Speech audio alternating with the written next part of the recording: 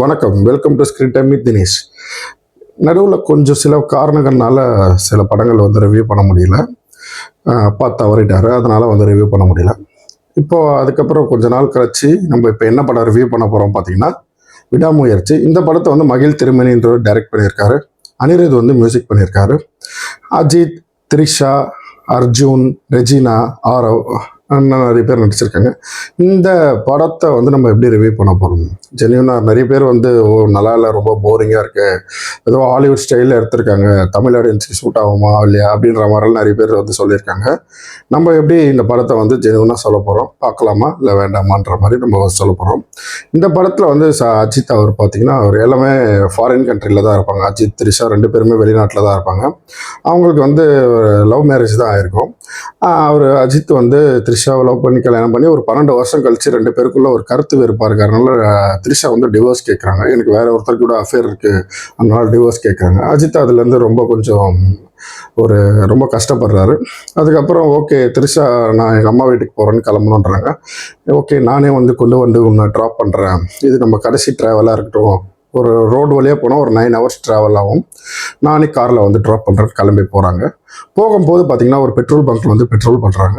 அங்கே பெட்ரோல் போடும்போது பார்த்திங்கன்னா ஹம்மரில் வந்து ஒரு ஆரோ கூட 2 ஃப்ரெண்ட்ஸ் வந்து அஜித் கிட்ட வந்து பிரச்சனை பண்ணுறாங்க.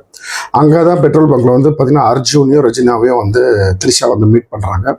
அங்கேருந்து கிளம்பி போகிறாங்க. நடுவில் கொஞ்சம் தூரம் போனோன்னா அஜித்தோட ஒரு கார் வந்து பிரேக் டவுன் ஆகுது.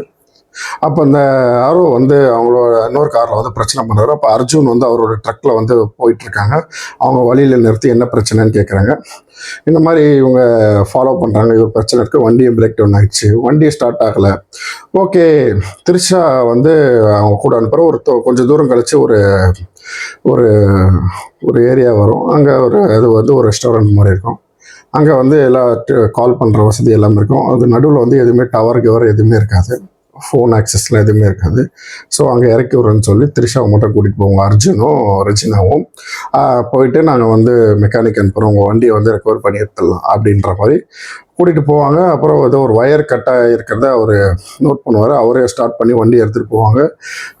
அவர் சொன்ன இடத்துல வந்து த்ரிஷாவை இறக்கி விடுவேன்னு சொல்கிறாங்க. அந்த இடத்துல போய் பார்த்தாங்கன்னா யாருமே வந்து த்ரிஷாவை வந்து அங்கே ட்ராப் பண்ணல. த்ரிஷாவை வந்து அப்புறம் தான் தெரியுது த்ரிஷா வந்து அர்ஜுன் கிட்னாப் பண்ணி கொண்டு போயிட்டாங்க. அர்ஜுனும் ரெஜினாவும் கிட்னாப் பண்ணி கொண்டு போயிட்டாங்க. ஃபர்ஸ்ட் ஹாஃப் வரைக்கும் இப்படி தான் போகும். ஃபர்ஸ்ட் ஹாஃபில் வந்து இந்த அஜித்தையே வந்து தேடி அழுவார் த்ரிஷான்னு சொல்லி நிறைய ட்விஸ்டெல்லாம் வரும். போலீஸ் கம்ப்ளைண்ட் கொடுப்பாரு, நிறைய பிரச்சனை எல்லாம் அவர் ஃபேஸ் பண்ணுவார். அப்புறம் அந்த இன்டர்வல் பிளாக்ல தான் வந்து ஒரு பெரிய ஒரு ட்விஸ்ட் மாதிரி ஒன்று வரும். அஜித்தை வந்து ரொம்ப கன்ஃபியூஸ் பண்ணுவாங்க. அதுக்கப்புறம் பார்த்தீங்கன்னா செகண்ட் ஹாஃபில் வந்து பார்த்தீங்கன்னா ஃபர்ஸ்ட் ஹாஃப் பார்த்தீங்கன்னா த்ரிஷா தான் இதெல்லாம் பண்ணதான்ற மாதிரி அர்ஜுன் வந்து சொல்லுவார். செகண்ட் ஹாஃபில் வந்து அது யார் இல்லை, த்ரிஷா பண்ண சொன்னாங்களா இல்லையான்ற மாதிரி செகண்ட் ஹாஃபில் போகும். செகண்ட் ஹாஃபில் வந்து உங்களுக்கு ஒரு ஆக்ஷனாக இருக்கும். இவரே வந்து தேடி கண்டுபிடிச்சி இவரே ஒரு தனி ஒரு மனிதனாக, இவருக்கு யாருக்குமே வந்து இவர் கை கொடுக்கல, இவர் தனி ஒரு மனிதனாக எல்லாரும் எல்லா நேரத்துலையும் கைவிட்ட பிறகு தனி ஒரு மனிதனாக இவர் அதுதான் இந்த படத்தோட பெயர் வந்து விடாமுயற்சியாக இவர் எப்படி வந்து த்ரிஷாவை கண்டுபிடிக்கிறாரு. அர்ஜுன் அவர் கூட இருக்கிற அந்த கேங் அர்ஜுனு, அப்புறம் அந்த ரெஸ்டாரண்ட்டில் இருக்கிற ஆளுங்க எல்லாமே வந்து ஒரு கேங் தான். எல்லாமே வந்து ஒரு ட்ராமா பண்ணி த்ரிஷாவை கொண்டு போய் அந்த ரூட்டில் வந்து நிறைய பெண்கள் அந்த மாதிரி வந்து கடத்துறாங்க. அந்த மாதிரி கடத்தி வந்து பணம் கேட்குறாங்க.